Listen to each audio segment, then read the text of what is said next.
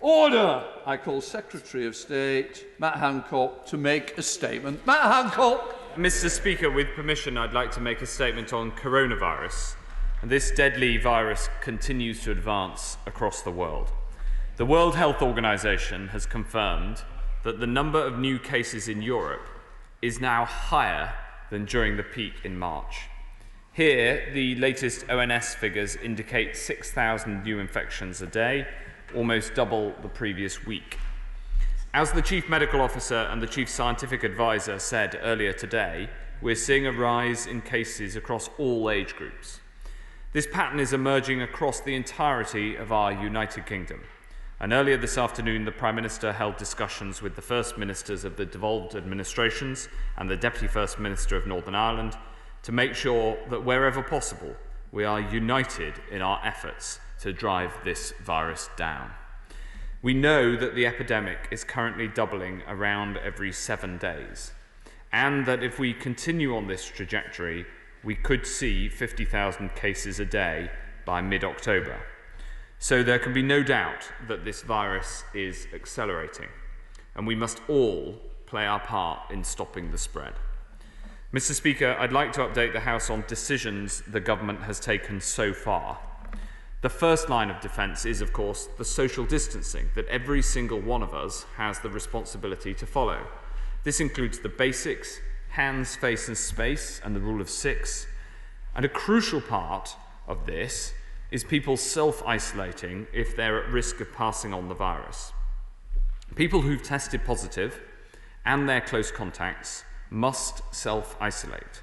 This is the primary way that we together break the chains of transmission. Now, I know that self-isolation can be tough for many people, especially if you're not in a position to work from home. And I don't want anyone having to worry about their finances while they're doing the right thing. So we will introduce a new £500 isolation support payment for people on low incomes who can't work because they've tested positive or are asked to self-isolate by NHS Test and Trace. It will start next Monday, it will apply directly in England, and the UK government will be providing funding through the Barnett formula to the devolved administrations so that similar support can be offered to people in Scotland, Wales and Northern Ireland. Mr. Speaker, just as we're strengthening our support for those who self-isolate, we propose to strengthen the sanctions for those who do not. The vast majority of people who are asked to self-isolate do, but these rules are so important that we must ensure that nobody breaks them. We're therefore proposing a new legal duty to self-isolate, again for people who test positive or who are asked to do so by NHS Test and Trace. This is backed by fines of up to £10,000 for repeat offences and serious breaches. We'll step up enforcement too. NHS Test and Trace will make regular checks on those who are self-isolating, and we'll crack down on employers who try to prevent staff from following the rules. Over the past few months, self-isolation has been instrumental in breaking the chain and blunting the force of this virus. We know that it works, and with winter ahead, we will support everyone to do what is right to help stop the spread of the virus. The next line of defence is testing and contact tracing. We're doing more testing per head than almost any other major nation. Our daily testing capacity is now at a record high, 253,521, and it continues to grow. And on Thursday, we announced that 2 new lighthouse labs will be set up in Newcastle and Bracknell, increasing capacity further. But as the House knows, alongside this record expansion, demand has gone up too. And so we need to prioritise the tests for those who need them most, to save lives, protect the most vulnerable, and make sure our health and care services and our schools can operate safely. Today we've published our list of where tests are being prioritised, setting out how we will make sure tests are allocated where they're needed most. First, to support acute clinical care. Second, to support and protect people in care homes. Third, NHS staff, including GPs and pharmacists. Fourth, targeted testing for outbreak management and surveillance studies. Fifth, testing for teaching staff with symptoms so we can keep schools and classes open. And then the general public when they have symptoms, prioritising those in areas of high incidence. And I want to reinforce this important point. The system relies on people coming forward for tests if and only if they have symptoms of coronavirus or have been specifically advised to by a health professional. The testing capacity we have is valuable, and we must, together, prioritise it for the people who need it the most. The next part of our defence is local action. We've been vigilant in monitoring the data and putting in place targeted local measures, so we can come down hard on the virus wherever we see it emerging. In the summer, when the virus was in retreat, we were able to relax some of the measures that we'd put in place. But now, as the virus is spreading once more, we have had to act. On Thursday, I updated the House on the changes we're making in parts of the North East, and on Friday, we introduced new rules for parts of the North West, West Yorkshire, and the Midlands. We've seen some concerning rates of infection in these areas. Liverpool, for instance, Mr. Speaker, now has over 120 cases per 100,000 population, and in Warrington, it's about 100. As a result, working with local councils, we're putting in place stronger restrictions to protect local people. In parts of Lancashire, Merseyside, in Warrington and Halton, we're putting in place new measures from tomorrow. As with our strategy overall, our goal is to protect education and employment as much as possible while bearing down on the virus. Residents should not socialise with people outside their own households or support bubble. Hospitality will be restricted to table service only, and operating hours will be restricted, so venues must close between 10 and 5.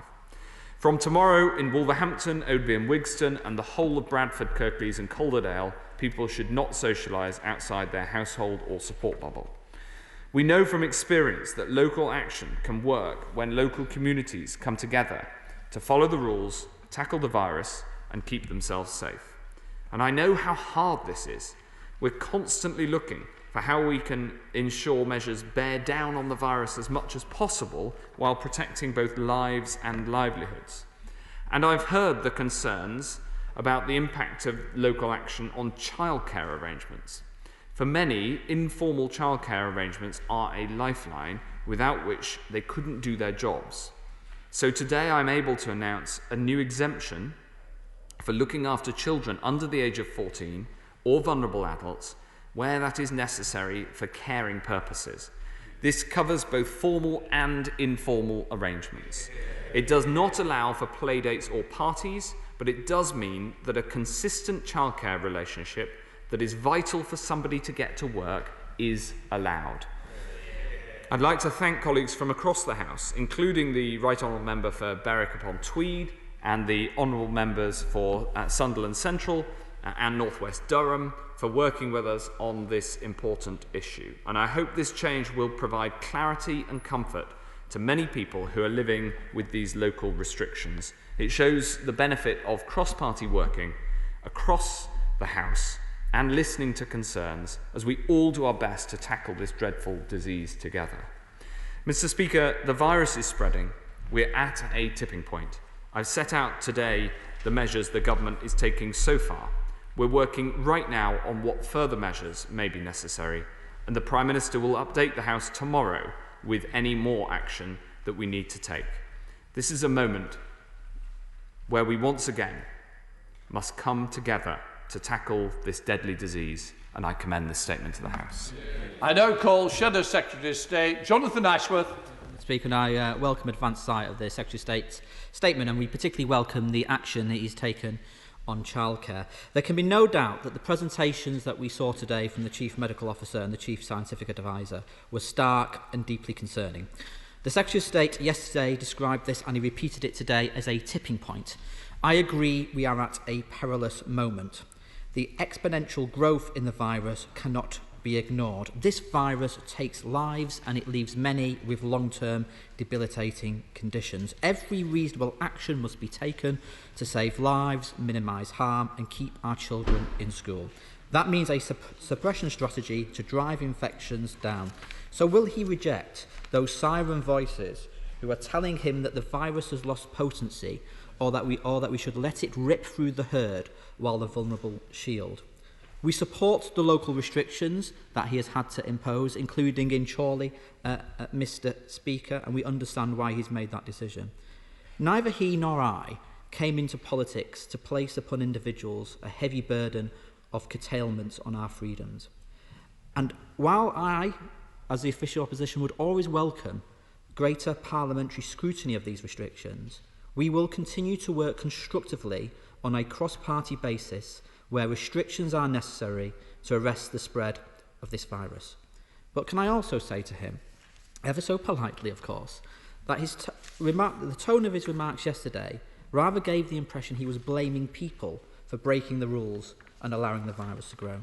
But the reality is that people have done everything they were asked to do. They've missed birthday celebrations, missed weddings, missed funerals. They've sent their children back to school, quite rightly. They've gone back to work. They've done what they were asked to do.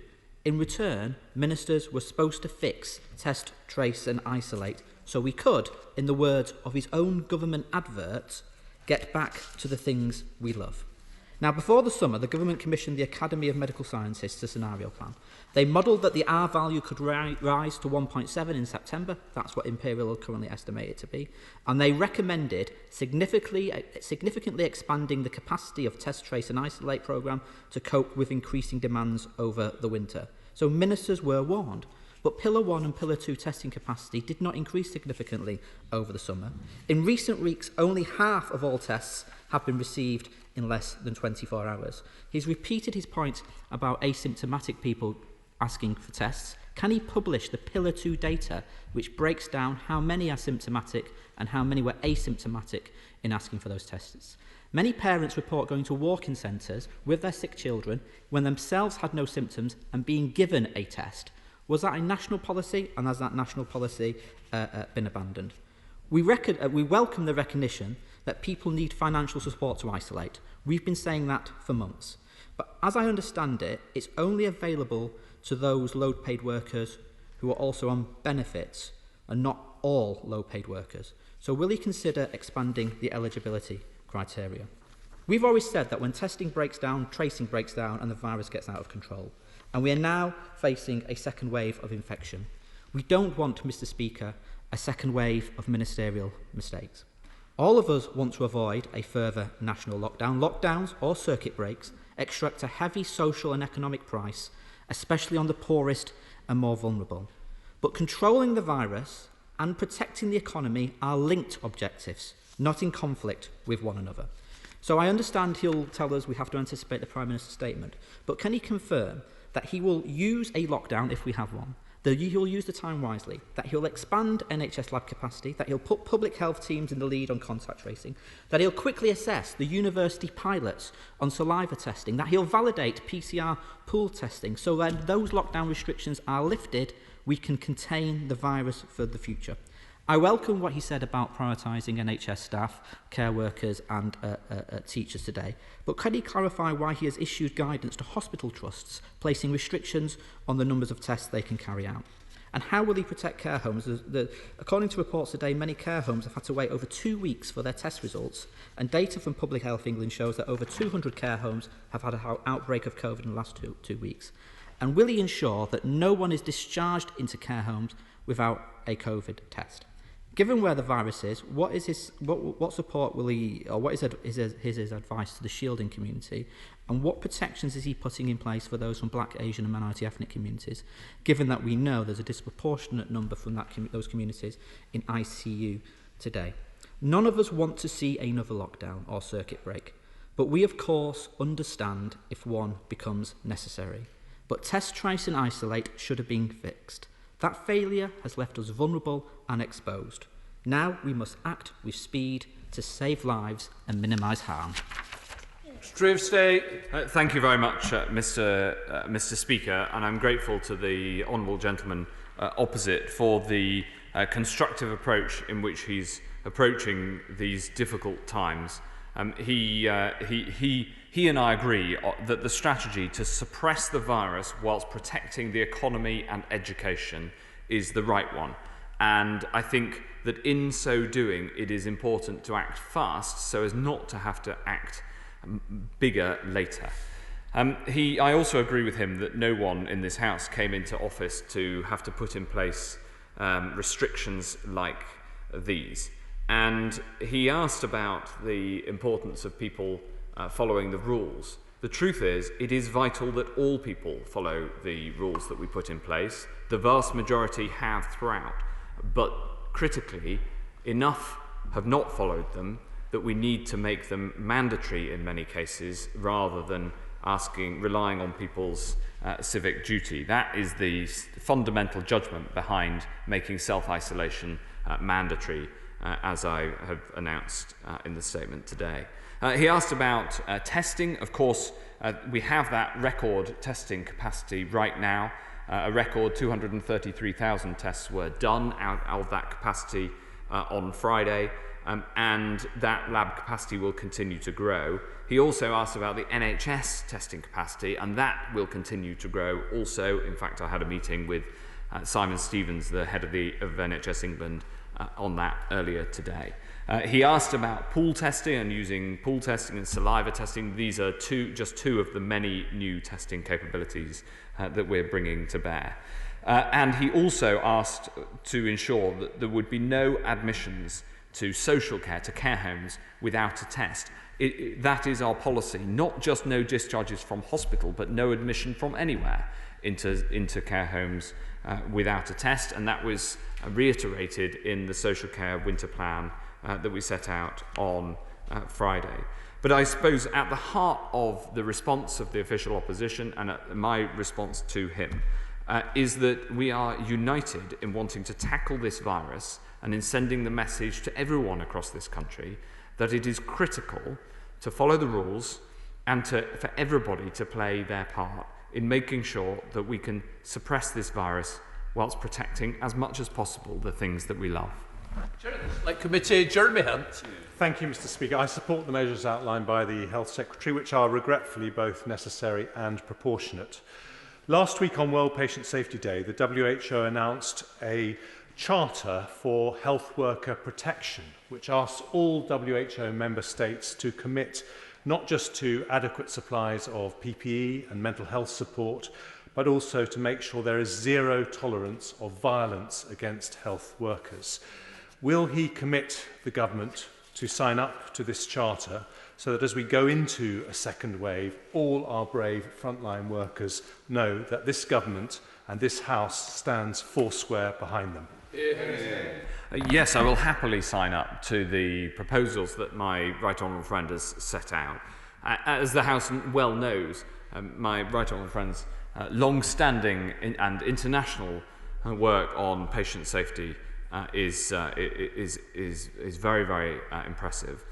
And we must make sure that in these difficult times we protect our care workers and our frontline staff, including, if I may say so, the staff at the testing centres, and make sure that we reiterate once again our commitment to patient safety. Coming back, SNP spokesperson Dr Philippa Whitford. Thank you very much, Mr Speaker.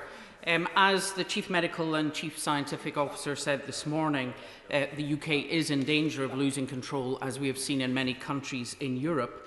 And as the Secretary of State has said, we could be facing 50,000 new cases a day by mid-October, which would lead to about 200 deaths a day by mid-November. And no one should be in any mistake to think that the virus has changed, and it will not kill people if we get back to where we were in April. I agree utterly with the Secretary of State that we need to take action now, and that action is personal. Every single person has responsibility to stick to the rules, to wear a face covering, to wash their hands, and to keep their distance. And I would remind members in this House, because I've been watching it from outside, that that is not always what is on show in this chamber. And we all have a responsibility to set an example. And that responsibility extends to self-isolating. Whether we have symptoms, whether we are proven, whether we are a contact, or whether we have returned from a high-risk country.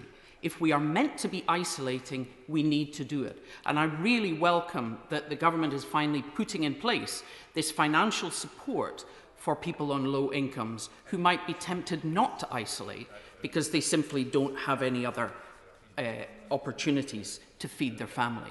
However, it is critical that we have a fast and responsive test and trace system. And therefore, I have a couple of questions for the Secretary of State. In recent weeks, he has talked about aiming to have 500,000 tests a day by the end of October. So with the surge we are facing, does he envisage being able to accelerate that and bring it forward? And secondly, on the 8th and 15th of September, he committed to me that he would be increasing funding to expand NHS testing.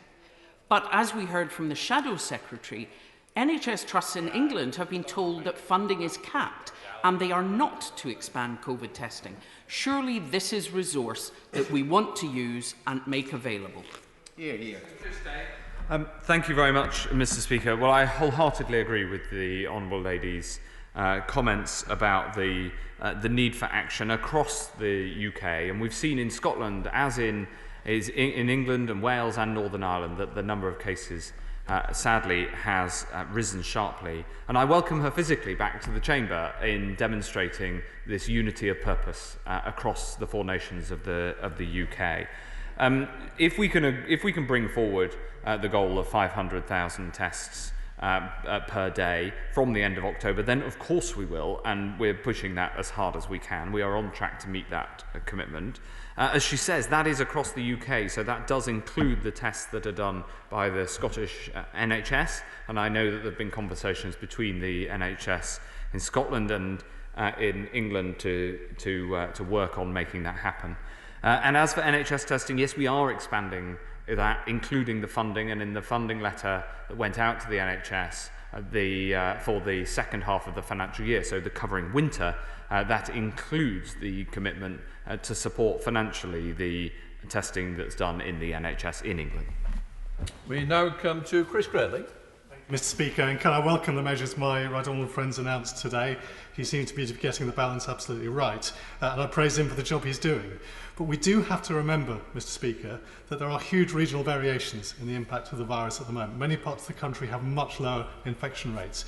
Given the huge consequences of this virus for people in our communities on their mental health, particularly the younger generation who are paying a very heavy price, can I say to him that given those regional variations and in the full knowledge of all the pressures that he is facing, I do not believe the case for further national measures has yet been made? Well, thank you very much, Mr. Speaker. There is an important balance between the measures that we need to take across the country as a whole and then the further and stronger measures in local areas. And my right honourable friend will have seen over the past, especially over the past week, that we have expanded some of those local interventions to cover bigger geographies. But he's absolutely right that there are some parts of the country where the number of cases is still thankfully very low. And so the balance between what we do nationally and what we do locally is as important as the balance in terms of what we do overall. Lera Wilson. Mr. Speaker, I'm sure the Secretary of State will agree with me that one of the greatest tragedies of the first wave was the loss of life and the impact on our social care sector of this dreadful virus. And we must learn the lessons from that as we head into a second wave. So whilst he has emphasised the prioritisation of testing in care homes, both in the media and his statement today, could he explain why a number of care homes are still reporting a 2-week delay in receiving test results? And will he clarify whether his prioritisation also includes staff providing care in people's residential homes? The care home testing is incredibly important. We have brought down some of those response times, and I'm glad to report to the House that since last week, when we debated and discussed the very sharp rise in demand, including amongst asymptomatic people, that demand has come down somewhat, and the pressures are a little lower. That doesn't, on the testing system as a whole, that doesn't mean that we don't want to increase capacity further. Of course we do. It is very important that we have tests available for all vulnerable people, whether they live at home or in a care home. We now come to Chair of the Select Committee on Science, Greg Clark. Thank you very much indeed, Mr. Speaker. Perhaps I could ask the Secretary of State that the scientific evidence is that COVID is detectable by test within 7 days of someone being infected. So why shouldn't people who've been made to self-isolate be tested 7 days after a possible infection and be released if they test negative? The incubation period before which the virus can present itself is still estimated to require a 14-day self-isolation. If we can bring that figure down, I'd be the first to be pleased to do so. And as we took to 10 days, the period in which somebody who's tested positive must self-isolate, and this is a point that is critical, on which we must rely on the scientific evidence. If he has further scientific evidence, I'd be very happy to look at it. Very Khalifa. Thank you, Mr. Speaker. Can I ask the Secretary of State if he thinks a £10,000 fine will act as a disincentive to poorer people getting a test? Well, we've put in place the extra £500, the £500 in addition to other income that people are getting, for people on low incomes, in order to support them to do that self-isolation. I think that people want to know whether they've got the virus, if they've got symptoms, and the result of having a positive test is that you get the money, the extra £500 if you're on low incomes, and of course you have to self-isolate. So I'm confident that people will come forward, of course, do the right thing for society, but also the right thing for them to find out what the cause of their illness is if they have symptoms. Thank you, Mr. Speaker, and can I thank the Secretary of State for the extra £2.5 million for the Worcestershire Acute NHS Trust, and also for the extra money for the social care system in Worcestershire. But can I just clarify what the advice is these days for people who would normally perhaps have fetched up at A&E?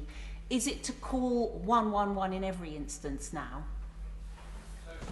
Yes, we're moving to a system where the advice is to call 111 first and then go to A&E. Now, of course, or call 999 if you need an ambulance, if it's an emergency. And that system will both help people to be triaged to the right treatment, which may be to see a GP or go to an urgent treatment centre, but of course may be to go to A&E. But it also helps the emergency department to know that people are coming. It's the combination of the two that is critical. We're rolling this out over the country over the next, the forthcoming couple of months, and we aim to have it in place right across the country by the 1st of December. John Cryer. Thank you, Mr. Speaker. Despite what the Secretary of State has said today, we're still hearing myriad stories of people being our constituents still unable to get to be tested. The worst story I've heard is a constituent who was told to travel 600 miles to Aberdeen to get a test. Now, why is that the case when we're constantly told by ministers that there's no problem? Nobody's addressed the problems and the challenges that we've got in the testing system more than me. What we need to do is resolve those problems, as we have in the very large part resolved the problem of people being sent long distances. I'd love to know the example that he cites, because I am told that problem in the system was fixed last week, and if there's a more recent example, then I want to know about it. Simon Fell. Thank you, Mr. Speaker. I welcome my right honourable friend's commitment to expanding testing. It's clearly key to identifying the virus and stopping the spread of it. I'd point him to an article in the Times today about private businesses expanding testing capacity. BAE in my constituency is testing almost 6,000 employees on a weekly basis. They're keen to expand that into the community. I know my right honourable friend has already started engaging on this issue, but I'd urge him to do everything he can to cut through any red tape there, to expand this as quickly as possible and use every tool at our disposal. Of course we support businesses and others who want to get tests outside of the NHS test and trace system. And we published a paper last week on how they can go about doing that, and we encourage businesses to do that for their employees. The critical thing is that if people test positive, that data must flow, and by law, because it's by law, that must flow to Public Health England, so that we can then do the contact tracing that's necessary, and so that we can enforce the isolation that's going to be mandatory from next Monday. But we strongly support this sort of action, whether it's from employers or indeed Cambridge University, who are proposing to do this for their students. Jim Johnson. Thank you, Mr. Speaker. Liverpool incidence rates have increased very quickly and are now on the precipice of a local lockdown. There's been an increase of 247 cases on the previous week, and the latest weekly rate in Liverpool is now 120 per 100,000, as already mentioned by the Secretary of State. What additional resources does the Secretary of State plan to provide to Liverpool and other local authorities to assist them with dealing with further localised outbreaks? The Honourable Lady Russ asks a very important question. We're putting more testing into Liverpool, even notwithstanding the challenges in testing capacity, because it's exactly the sort of place where we need to put that testing. And of course, we're bringing in the support for everybody who's on low incomes, who has to self-isolate, the £500, whether you've tested positive yourself or whether you're a contact of somebody who's tested positive, who's been contacted through NHS Test and Trace. But I support the Honourable Lady in her work to explain to, as the local representative to her constituents in Liverpool Riverside about how important it is to follow these rules. Sam Clark. Thank you, Mr. Speaker. The whole country will recognise the unenviable choices facing the government at this time. Whatever further measures are in contemplation for the days ahead, can I issue a plea for proportionality? And would he agree with me that human beings in a free society must have a right to some social contact as they go about their daily lives, even at this difficult time? Yeah. I agree with that 100%. For those who live alone during lockdown, we put in place the support bubbles for single households precisely for this reason. You know, I remember having a Zoom with a whole load of people, and somebody on it said, I haven't seen anybody for 4 months in person. And I thought, this is, you know, that can't be good, it can't be right. So we have put in place support bubbles for single households for that purpose. And of course we bear these impacts in mind when we take the decisions that we do. Let's head to the member for Huddersfield, Barry Sherman. Barry Sherman. Mr. Speaker, I'm sure that the Secretary of State will agree with me that we in Kirklees and West Yorkshire are working very hard as a team to meet the crisis that we have. And of course, these uncertain times with tens of thousands of students now moving across our country, could you bear in mind, though, that our system relies on fit and healthy NHS staff because the crisis that we're in is getting worse? And if we get a flu virus, a virulent flu virus this winter coming soon, and it knocks out the large percentage of our NHS staff, we are going to be in serious trouble. And a very large percentage, a significant percentage of our NHS are refusing to get a flu jab. What can we do about that? Yes, Mr. Speaker, the Honourable Gentleman and I have occasionally tangled across these dispatch boxes, but I wholeheartedly support what he said and agree with him entirely. It is policy that everybody in the NHS should get a flu jab. And that flu programme within the NHS has started to roll out already and will very shortly roll out more broadly. And I can, whilst this year that is not mandated, I can see no good reason why somebody in the NHS, unless they have a very specific clinical condition, does not get a flu jab. We look to all NHS staff to provide that leadership in their communities by getting the flu jab. It's free for everybody who works in health and social care, and they should get it. Shelbrooke. Thank you, Mr. Speaker. Mr. Speaker, it's brought to my attention by parents this weekend that some of the Leeds City Council schools in my constituency are telling parents that if their child has an upset stomach or a general malaise, that they need to go home, isolate, and not come back to school until they've had a negative test. Does my right friend agree with me that this is not the advice of NHS England? Does he agree with me that this puts unwanted pressure on the test and trace system? And does he agree with me that Leeds City Council need to get a grip of this immediately?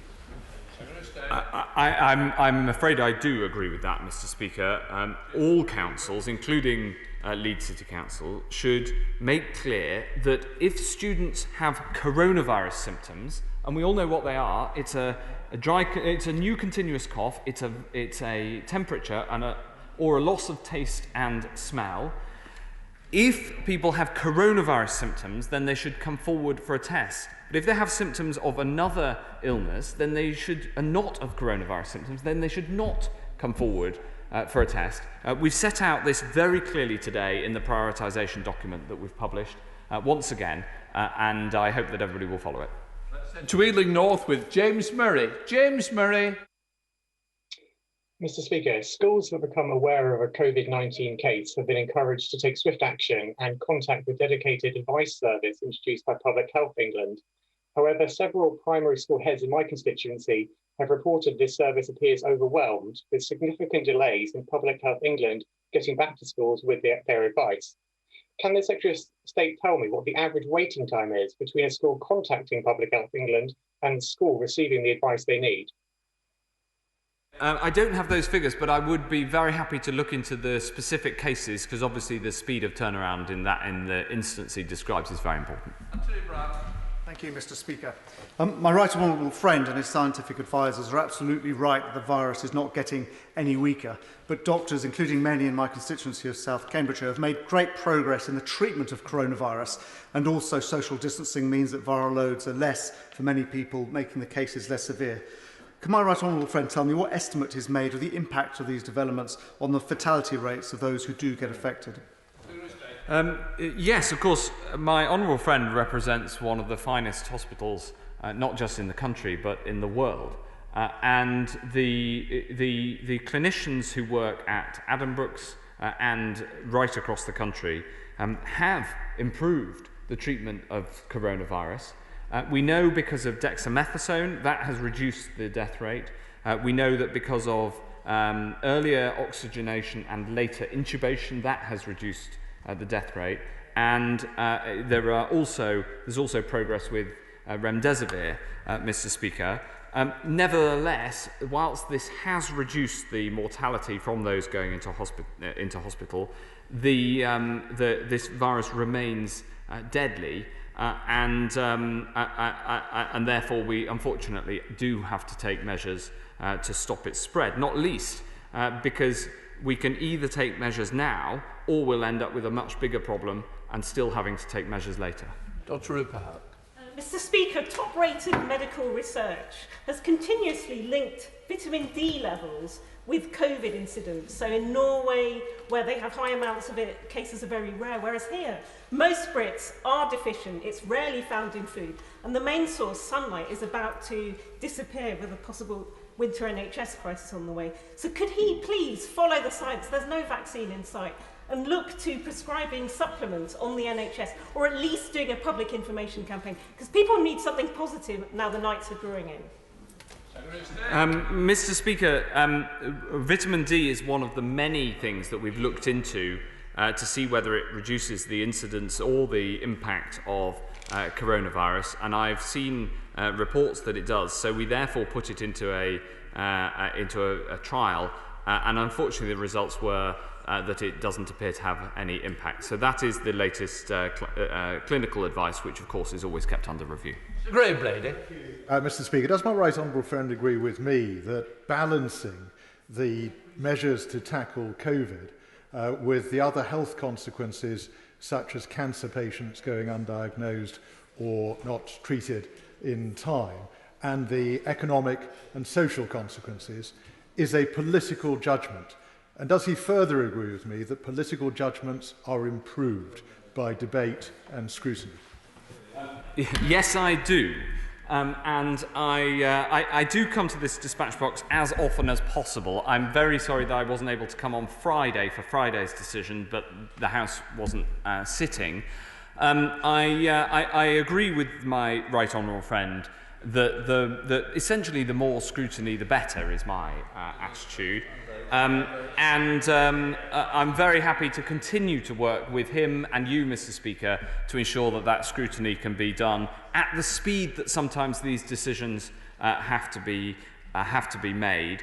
I would finally, on the substantive point that he raises, of course, minimising the impact on the economy and education is critical. There are impacts on the NHS of COVID cases going up, not just, of course, the need to try to minimise the negative impact of on restricting other treatments like cancer that happened in the first peak, but also the problem that high levels of COVID cases means that it's harder for the NHS to operate. So within the NHS, a higher number of cases itself has an impact on the care available for all of the other conditions that we need to treat. But I look forward to working with you to make sure we have continued scrutiny. So do I, if that happens. Can I now go to Stella Creasy in Walthamstow? Stella Creasy. Thank you, Mr. Speaker, and I'm delighted to have just heard the Secretary of State's previous answer, because in a former lifetime, he and I both served on the Public Accounts Committee. So I know he will understand that every taxpayer living in a community facing a lockdown or unable to get a test deserves a straight answer as to whether his department has imposed a financial penalty or withheld payment for the many voided tests undertaken by Randox. Will he give an answer to that question today? Mr. Speaker, Randox deliver a very significant number of tests every single day, a growing number. In fact, they're currently outperforming the allocation that we've asked them to deliver, and I pay tribute to every single person who works at Randox for the work that they have done and the part that they have played in keeping people safe. Because everybody who gets a Randox test result, just like every other test result, has more information with which they can keep themselves safe, and we have more information with which we can try to keep the whole of society safe. Andrew Percy.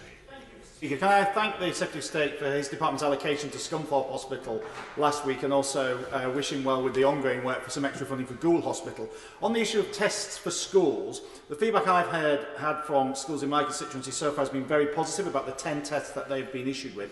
Can he continue to seek to grow that number and look particularly at a lot of the rural schools where getting access to a test is particularly difficult due to transport issues? Yes, giving 10 tests to all schools across the country has proved, the feedback I've had is that that's proved very popular. I'm very glad to hear that's true in his part of the world as well. Of course, we'll continue that with the right level of tests being sent out to the right types of schools in the right places. And I'll make sure that we take into account rurality as one of those factors. Tonya Antoniazzi in the Gower. Tonya. Thank you, Mr. Speaker. On Friday afternoon, the Department for Work and Pensions informed Jobcentre staff that from today they have to reintroduce face-to-face 10-minute work search interviews with customers. So, Secretary of State, in light of the rising number of cases and with everyone meant to be playing their part, is this really a sensible approach to be taken?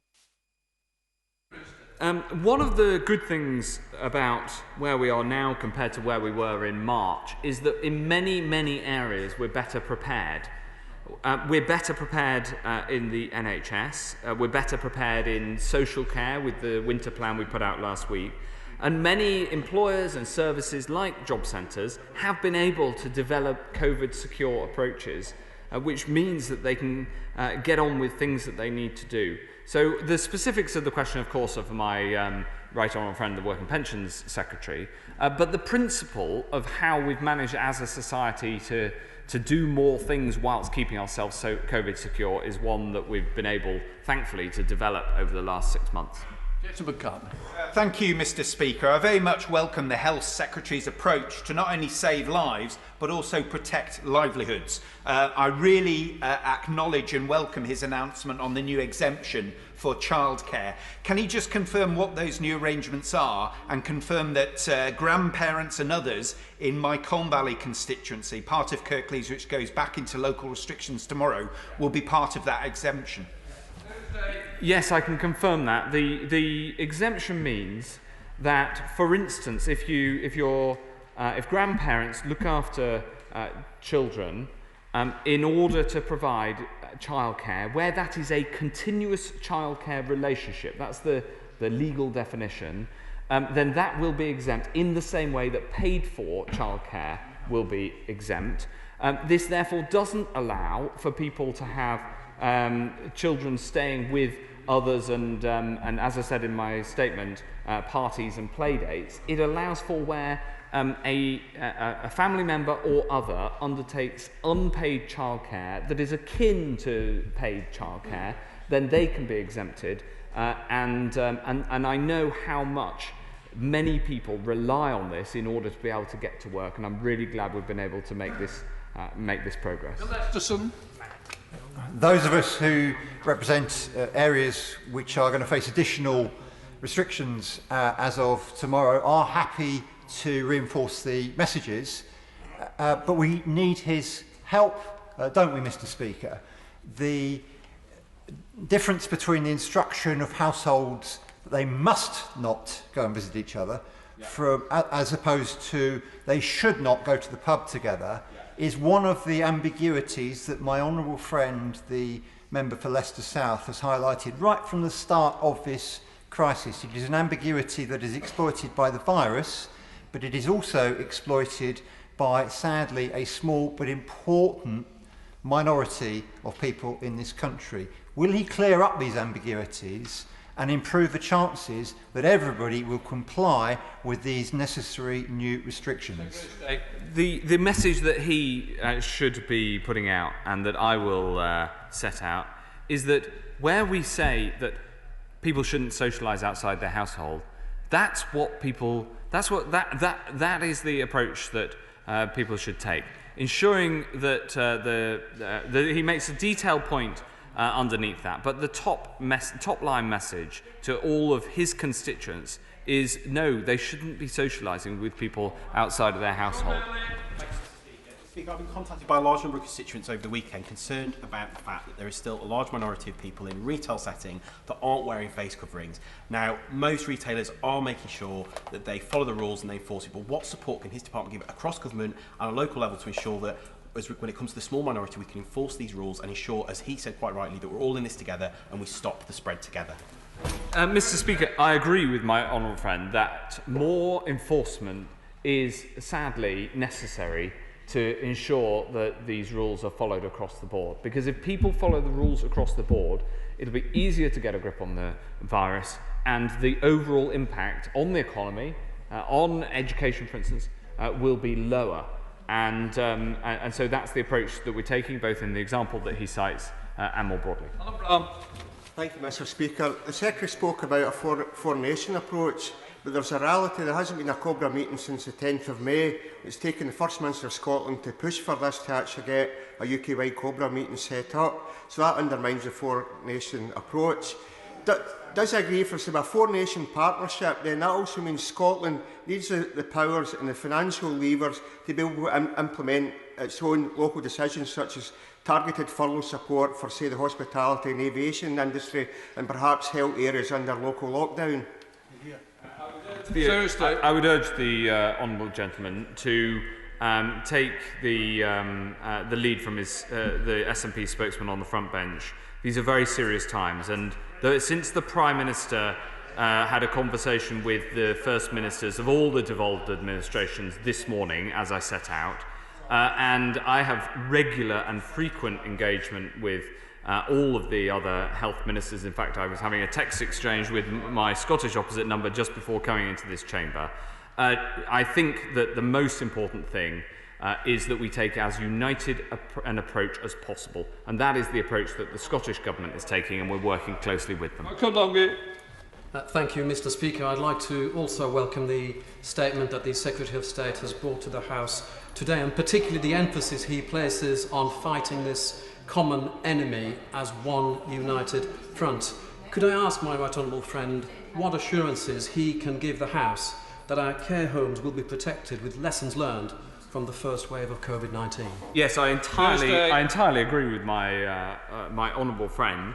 Right across the board, it's critical that we're constantly learning about what both went well and what didn't go well. And the social care winter plan that was published last week has been developed with the sector. I visited a care home on Friday and heard from them about what they've learned, about how policy is developed to make sure that we protect people in care homes as much as possible. Heading to Hampstead to Tulip Siddiq. Tulip. Thank you, Mr. Speaker. Last year, I was faced with every parent's nightmare as I rushed my small baby to the children's A&E at the Royal Free Hospital in my constituency because he wasn't breathing. The doctors and nurses saved his life. The same children's A&E will now be closed temporarily from next month because of the pressure that COVID-19 will put on the NHS over winter.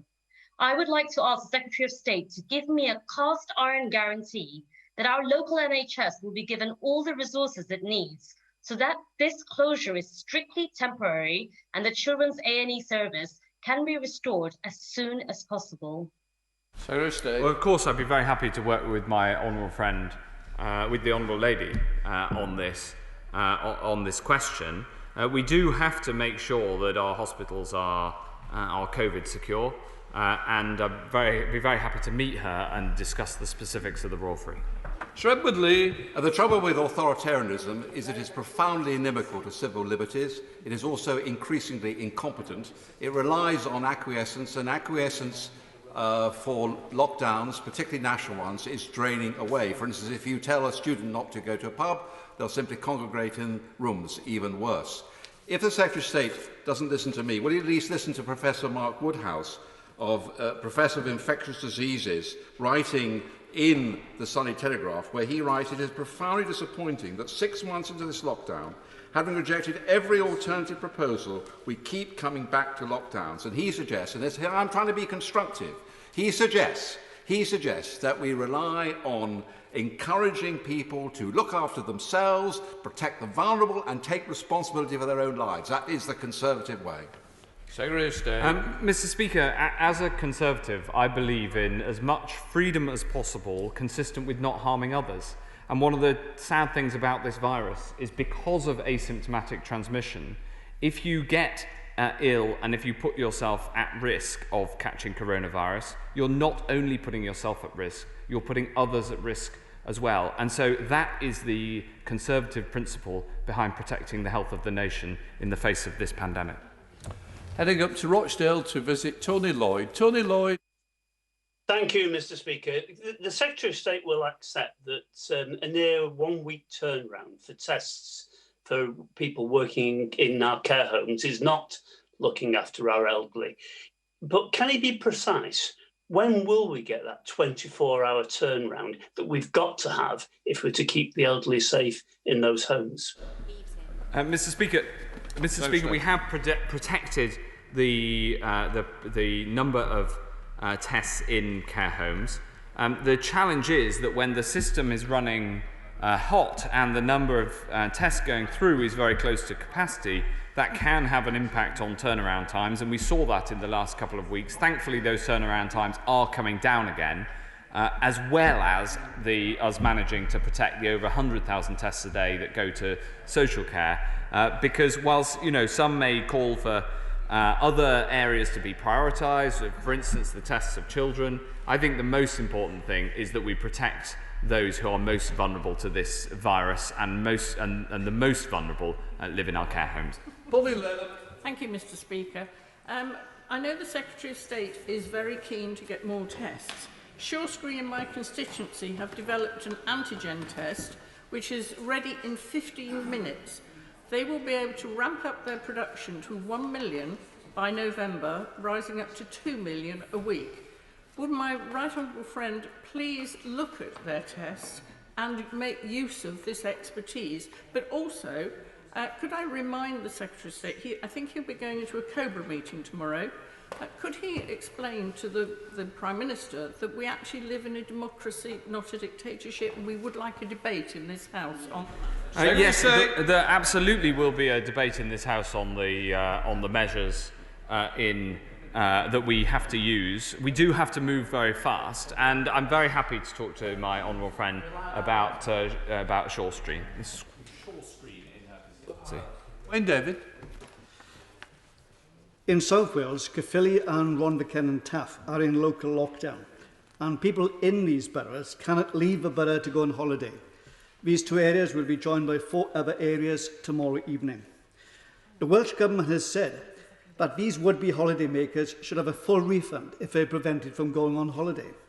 Will the Secretary of State say emphatically but these people must have a full refund of the cost of their holidays as a policy of central government. I'm very happy to work with the honourable gentleman and others to make sure that people get the fair treatment that they deserve. We now come to Sir Bernard. Thank you, Mr. Speaker. At a time when we know that we haven't yet got the world-beating tracking and trace system and we haven't got enough tests because of logistical problems, why is the government excluding senior military commanders from the key decision-making that would enable them to bring to bear their logistical capabilities?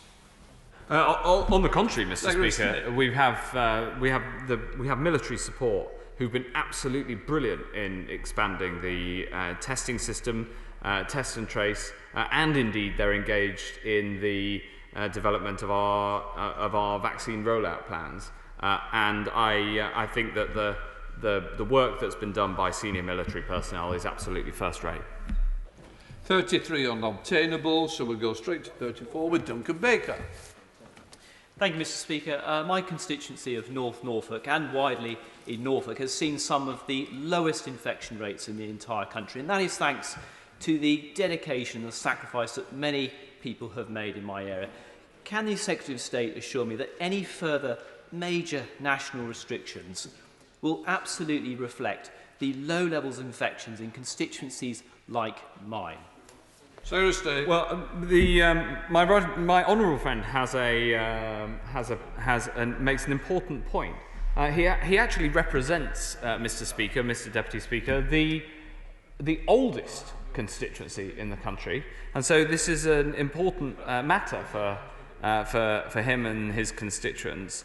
And it comes back to this central point that the balance between the measures that we take nationally and the measures that we take locally, according to local rates of infection, is a critical balance to get right.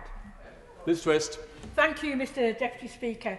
And there will be a number of relieved parents in my constituency due to the change in informal childcare. But speaking to both primary and secondary head teachers across Gateshead, it's clear that their difficulty in obtaining tests and more particularly in obtaining results very quickly is causing real disruption for schools and not allowing them to take the swift action to stop onward transmission. I note that listing for teachers as mentioned in his statement, but can the Secretary of State do more to ensure that tests are available for teaching staff and results are available much more quickly? Of course, I'm working exactly to that end. I must say, if somebody has the symptoms of coronavirus, then they should self-isolate, even whilst they can't get a test. I understand how frustrating that is, and I'm working as hard as I can to try to get those turnaround times as fast as possible. Dr. James Day. Thank you, Mr. Deputy Speaker. The self-isolation support payment of £500 comes into place next Monday for those on lower incomes who can't work from home and stand to lose income. Of course, it's being distributed through local councils in England. With local government being a devolved matter, will my right honourable friend explain whether he's been able to have conversations with Welsh Government about replicating the policy in Wales? Yes, the UK government will be providing the funding for devolved administrations to be able to put similar support in place. And I know that my right honourable friend, the Chancellor of the Duchy of Lancaster, spoke to the First Minister of Wales over the weekend to make sure that in Wales people can get that level of support that we're also introducing in England. Neil Hanvey. Thank you, Mr. Deputy Speaker. The Secretary of State is quite right. These are serious times and we require serious answers. Can he answer the following? Prioritising VIPs over the public, a failure rate of over 90% on testing targets, the highest voided tests of any lab, including 12,401 in a single day, Conservative MPs on the payroll and found by the National Police Chiefs Council to have committed the most serious breach of standards by manipulating forensic tests. Why then was Randox Laboratories judged an appropriate company to be handed a £133 million contract to the exclusion of all others, or will the Secretary of State again resort to a churlish response, proving that the rules don't apply to this increasingly lawless government? Secretary of State. Mr Deputy Speaker, I would implore the honourable gentleman to support all of those who are working so hard to deliver the tests that people need. Since every other question on testing, Mr Deputy Speaker, is about can we have more tests, please, and we hear some stories of just how much these tests are needed, and I think we should be there supporting the people who are doing the testing. William Ragg. Thank you, Mr Deputy Speaker. And my right honourable friend has many invidious choices to continue to make. But further to our friend from Altrincham and Sale West, the wider health implications of COVID-19 cannot be underestimated, including delayed cancer diagnosis, missed stroke and heart attack treatment, and cancellation of elective surgery. Will he therefore confirm that the Nightingale hospitals will be brought back online to minimise impacts on wider healthcare? The Nightingale hospitals are there, ready to go if they're needed. They are currently mothballed and can be reopened very rapidly. We're working incredibly hard with the NHS to ensure that this time around there is the absolute minimum disruption to other treatments. But of course, the first best minimisation of other impact on other treatments is not to have a sharp rise in the number of people going to hospital with COVID. So we will, our plan learns from what happened before. Of course, there is this much more widespread capability for testing, both in the NHS and outside, thanks to the hard work of companies like Randox and others. And that means that we will be better placed than last time round to keep the rest of the NHS running. But that doesn't mean that we can rest easy in terms of rising cases, because of course the easiest way for the NHS to operate is to keep COVID cases low. Tim Farron. Thank you, Mr Deputy Speaker. Over the weekend, I've been listening to head teachers from around the South Lakes who are telling me that they are under increasing pressure with teaching assistants and others being off work, struggling to book a test slot. Some, of course, being advised to travel as far as Brighton, a 10-hour round trip. And some pupils are off school for 10 days waiting for a test of their own. Our teachers are doing their jobs absolutely brilliantly. Isn't it time the government did theirs and providing a testing scheme that worked? Thank you, Mr Deputy Speaker. I'd be very interested in the examples, especially of people being sent on long distances, because as I said earlier, the information I've been given is that that problem has been resolved. I'm working incredibly hard to resolve all of the other problems and bring to bear the record size testing capacity that we have. Steve Brown. I support my right honourable friend again in his statement today, but I would echo calls for what comes next to reflect the reality on the ground in areas like mine where rates are way down on the England average. And so linked to that, as we move into what is very clearly the next phase of this battle, will he look at a much more devolved and decentralised test, track and trace system? I think Keep Winchester Safe will have much more cut through with my constituents, and that is surely better managed in Hampshire. Yes. You need the scale of the national system, and you need the resonance of the local system and the local knowledge. We're increasingly driving things in that direction. I'd love to talk to my honourable friend, who's incredibly knowledgeable in these matters, to see what more we can do. Finally, Anne-Marie Trevelyan. Thank you, Mr Deputy Speaker. I'd like to thank the Secretary of State for his and his officials' incredible efforts over the last few days to be able to make the statement today that informal childcare will indeed sit alongside formal childcare, and allowing those across the North East and elsewhere where these local restrictions have to be brought in to make sure that those selfless grandparents who, out of the goodness of their heart and the love of their families, ensure that their sons and daughters can go to work, often in low-paid, seasonal and very difficult hours work, and really to thank him for that, but also to say, does he agree with me that it is indeed for all of us to be selfless, not selfish, as we try and get to grips with this second wave? Well, Mr Deputy Speaker, this is a good point on which to end, because my right honourable friend has worked incredibly hard over the last 4 or 5 days to try to ensure that we can find a way to protect the people who use informal childcare without unnecessarily harming others by widening the exemption beyond what is It is important to both control the virus and keep listening to people as to how best to do that. And my right honourable friend has helped enormously. And her final point is the critical one, which is that we all have a role to play and to take very seriously the rise in cases and the rise in hospitalisations that we've seen, and make sure we're all doing our bit to control coronavirus. I'd like to thank the Secretary of State for Health for his statement today. Point of order, Tamarjeet Singh Dizzy. Thank you very much, Mr Deputy Speaker. In response to the lockdown earlier this year, the government made significant changes to the operations of our railway network, costing not millions, but billions of taxpayer money. And after being put in place for almost a quarter of a century, the government has announced in various new media outlets today that rail franchises are to be ended, to be replaced instead by emergency recovery measures agreements. In line with what seems to be common government practice, at no point, despite being requested on numerous occasions, has the Transport Secretary, or any government minister for that matter, come to this House to make a statement on any of these issues, instead preferring to make announcements remotely through media outlets and press releases.